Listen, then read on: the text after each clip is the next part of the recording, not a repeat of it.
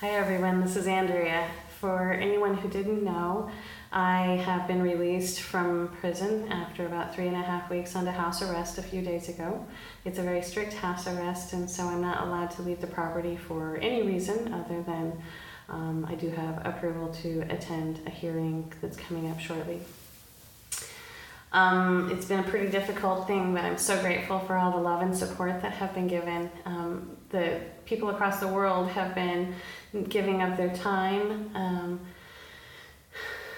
their prayers, their faith. That I'm so proud, I'm so grateful, I am so in awe that there are so many people who have been so supportive and so encouraging and so loving and so kind.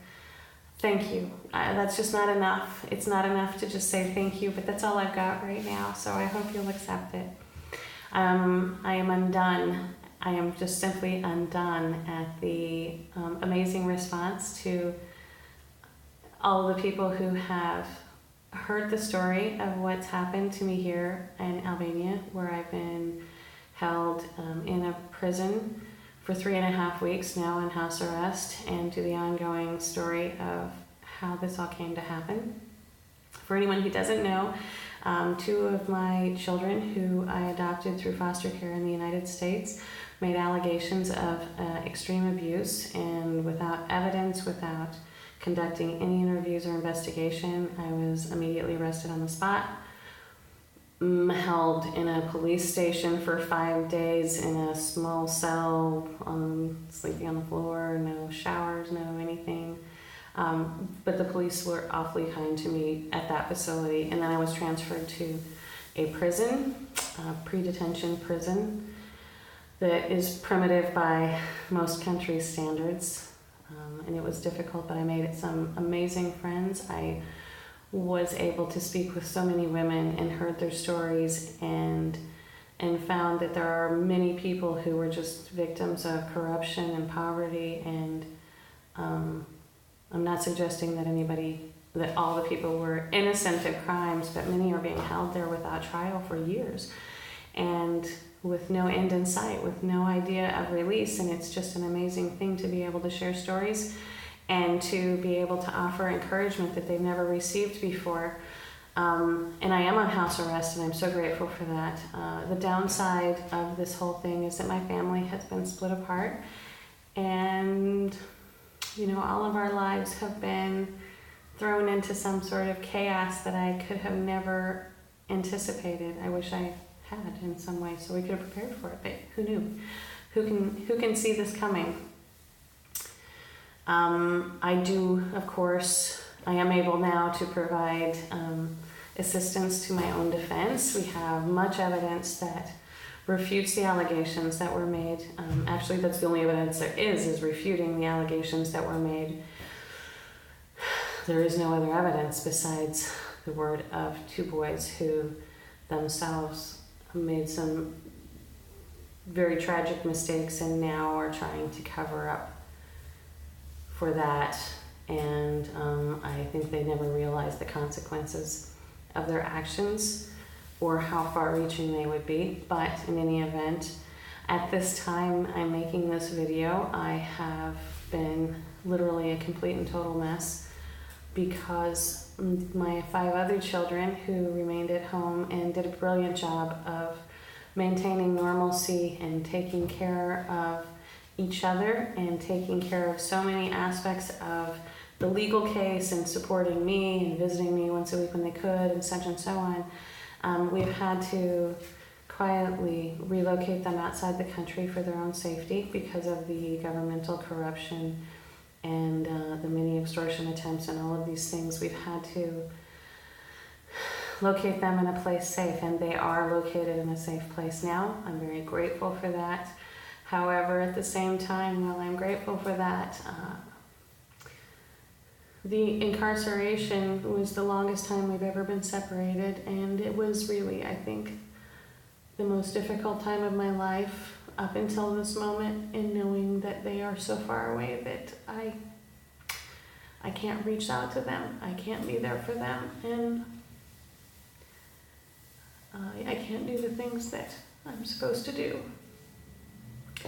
But they will do a beautiful and brilliant job. My eldest son is the most amazing and responsible and fantastic, strong, courageous, faithful young man I've ever seen in my life, and he has done an amazing job. I hope no one doubts that.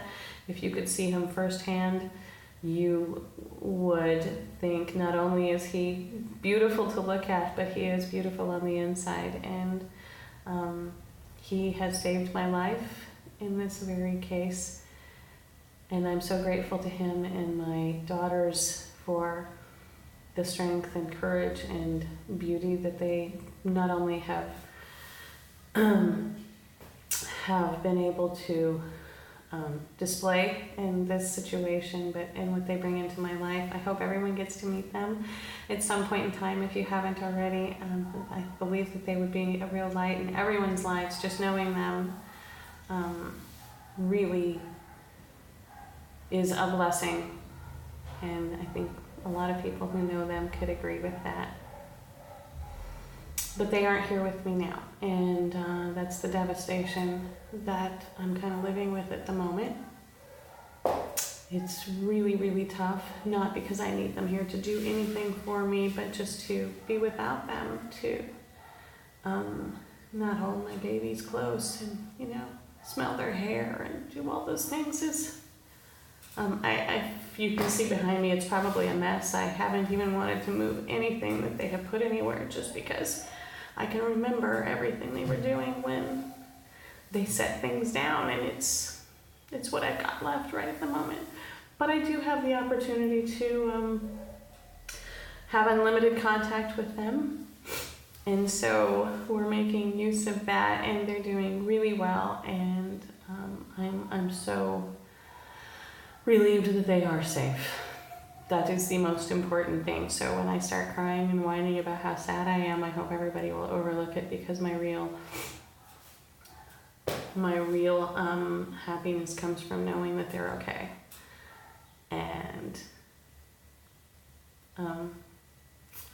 I guess that's about all I can say for the moment. I do have a hearing coming up soon, and I will keep you posted on that. If everyone would please continue with your prayers and support and encouragement, I would be really grateful. I want a quick, swift resolution to this so that my family can be reunited and that my two boys can be able to get the help they need. Clearly, everyone is suffering from trauma of varying degrees, and we're going to look after that. We have made plans and arrangements to do so. I don't know what to say. I don't know what further to say, but thank you, thank you, thank you. You are all wonderful people, and if you've taken the time to watch this video through and listen to my just rambling conversation, I hope I'll get better at it. I want to keep people informed of what's going on and continue to offer that as sort of a thanks for your faith in me. Thank you. Thank you for sticking your necks out for me and my kids. You're amazing people all across the world.